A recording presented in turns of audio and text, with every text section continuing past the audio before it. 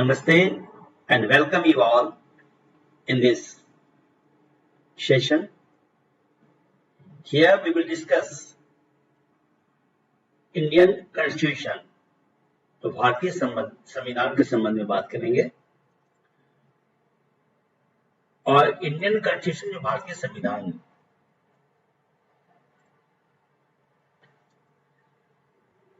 ध्यान देना कि we have to talk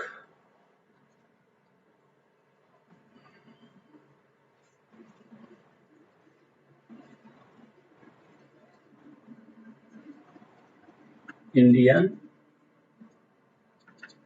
Constitution. भारतीय संविधान Indian Constitution is the law of the land. हमारे भारत का ये लॉ है और इसकी कई विशेषताएं हैं. यदि संविधान की प्रस्तावना की बात करें, प्रियम्बल की बात करें, तो प्रियम्बल क्या है? Preamble contains the summary of the Indian constitution. Preamble, we the people of India,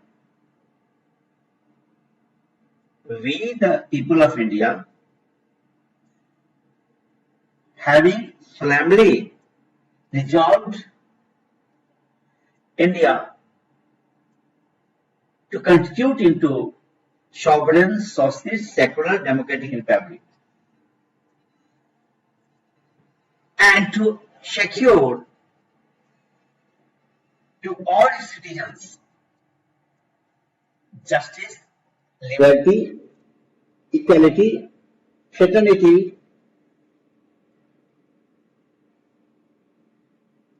और भी जो विशेषताएं हैं संविधान के, ये विश्व का सबसे लंबा longest constitution in the world, auditor में लिखित में.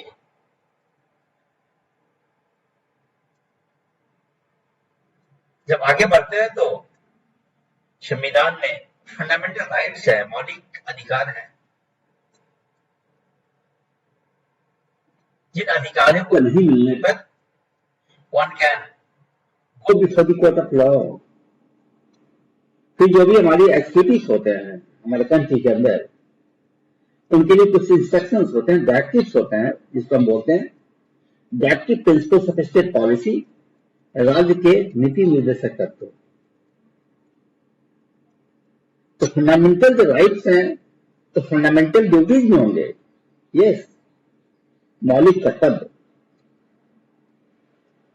जैसे हमें राष्ट्रध्वज, राष्ट्रगान, राष्ट्रीय संपत्ति, इनका सम्मान करना,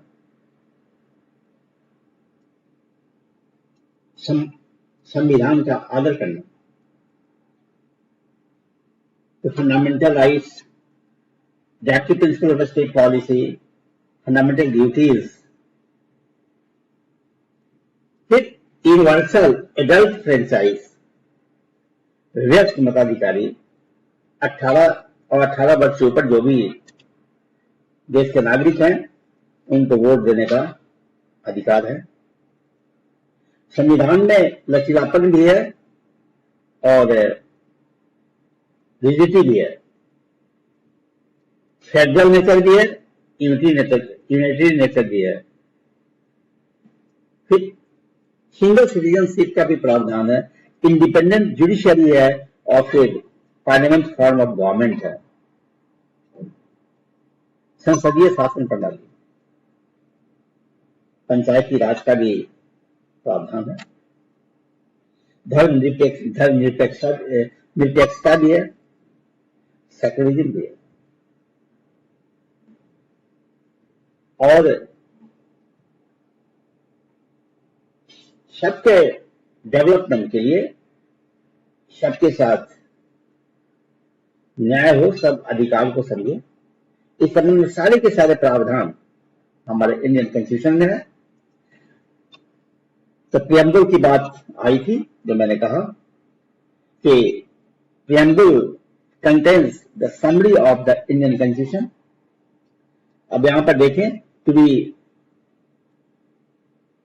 very brief, preamble introduces the Constitution, its philosophy and ideals, declares India as sovereign, socialist, secular, democratic republic. इसको आप ऐसा कर सकते हैं, देखिए एब्रिविएशन बना सकते हैं,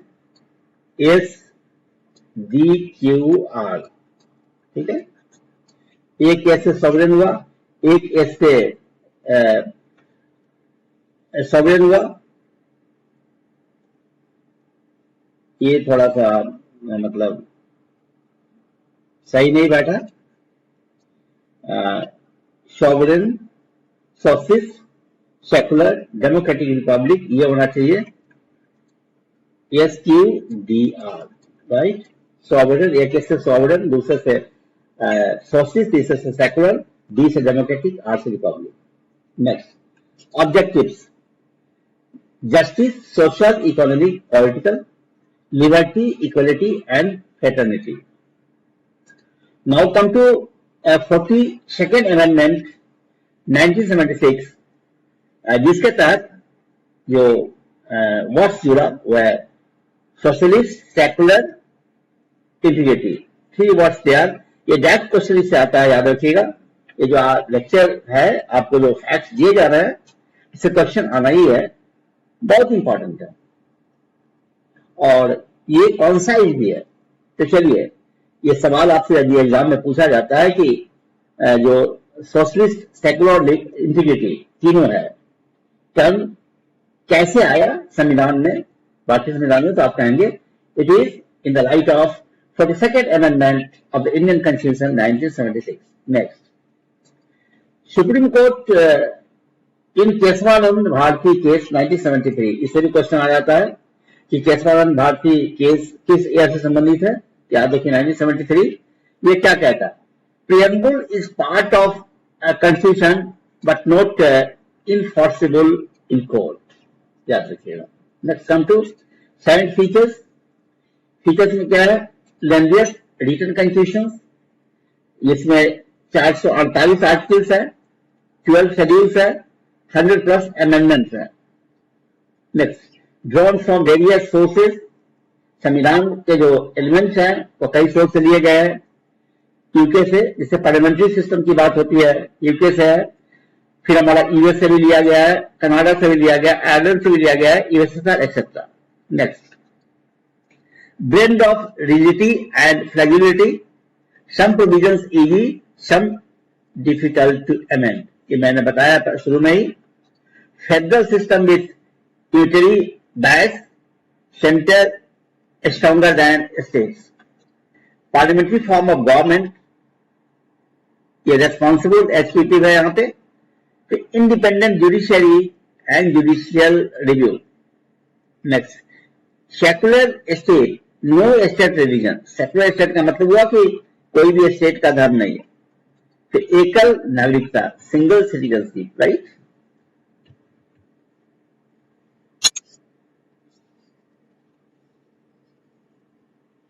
फिर यूनिवर्सल एडल्ट फ्रेंचाइज भी यहां देखिए, यूनिवर्सल एडल्ट फ्रेंचाइज, वयस्क मताधिकारी 18 वर्ष और 18 वर्ष से ऊपर के जो भी नागरिक हैं उनको वोट देने का अधिकार है। नेक्स्ट आइए, union and it's territories, article 1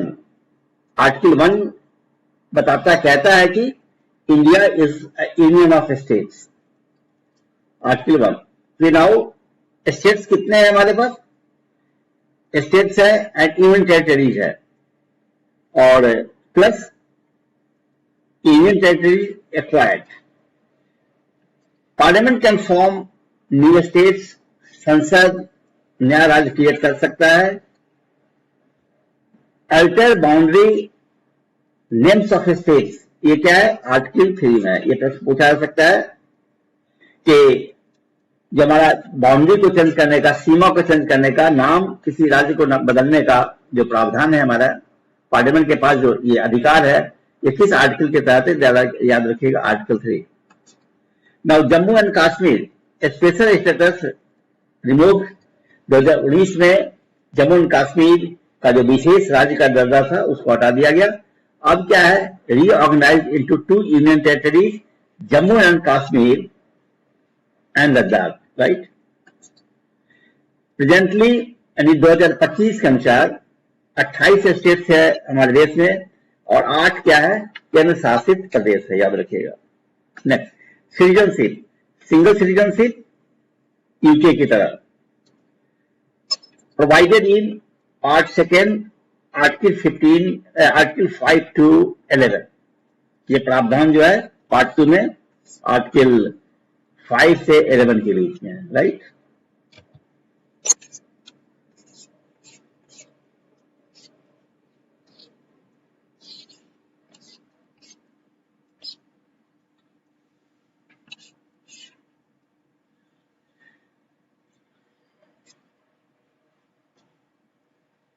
अब आते हैं, आगे बढ़ते हैं, डिस्कशन को बढ़ाते हैं। Constitution only deals with citizenship act commencement 1950। Parliament empowered to regulate citizenship, article 11। Mode, किस किस अवस्था में भारतीय नागरिकता को प्राप्त किया जा सकता है।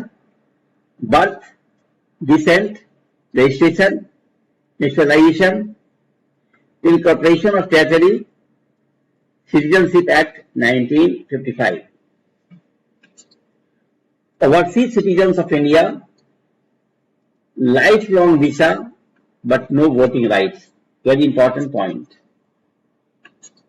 Then come to fundamental rights. इसकी चर्चा है part 3 of the Indian constitution, article 12 to 35। 6 categories है, पहले 7 था, जिसमें कि राइट टू प्रॉपर्टी भी शामिल था, जो कि अब right to property legal rights है। चलिए आते हैं, राइट टू इक्वलिटी, समानता का अधिकार, आर्टिकल 14 से 18 के बीच में। Right to freedom, article 19 to 22। Right against exploitation, article 23-24। Right to freedom of religion, article 25-28। Cultural and educational rights, Article 29-30, and then right to constitutional remedies, Article 32. Now, right to property, Article 31. ये removed, ये हटा दिया गया, right to property को removed। ये किसके आधार पर हटाया गया, 44th Amendment 1978, याद रखिएगा। 44th Amendment 1978 के तहत राइट टू प्रॉपर्टी को हटा दिया गया। Now it is legal right, article 300A, जिसकी चर्चा है। Article 32, heart and soul of constitution, doctor Ambedkar.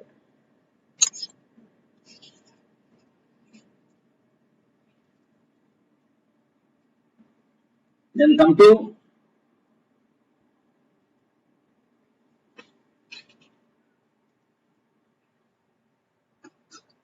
Directive principles of state policy, DPSP कहते हैं इसको। ये पार्ट 4 में है इंडियन कॉन्स्टिट्यूशन के, article 36 to 51। Inspired by ideas constitution, non justifiable but fundamental in governance, in establish welfare state and social economic democracy. Categories, socialist, that is equal pay for equal work. Gandhian, that is promotion of cottage industries, panchayati raj. Liberal intellectual, that is reform civil code, separation of judiciary from executive. 42nd Amendment added new directive principles of state policy। क्या जुटा, free legal aid protection of environment, याद रखिएगा। Now come to fundamental duties, ये दिया गया है part 4A में, article 51A, added by 42nd amendment 1976 on recommendation of Swaran Singh committee, याद रखिएगा, वेरी इंपॉर्टेंट कमेटी है। 10 ड्यूटीज ओरिजिनली, नाउ 11। 11 जो आया कहां से आया? 86 amendment 2002। Added duty of parents to provide education to children, age होना चाहिए 6 से लेकर के 14 वर्ष तक। ठीक है, ये आपका फंडामेंटल ड्यूटीज कहता था, किसका? पेरेंट्स को।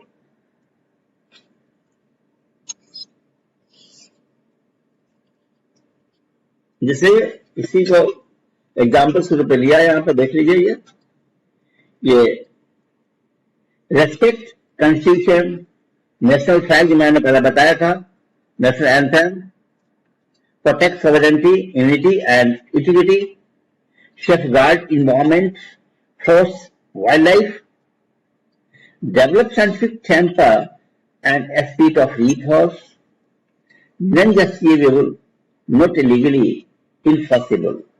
ये किसकी बात कही जा रही है? फंडामेंटल ड्यूटीज की।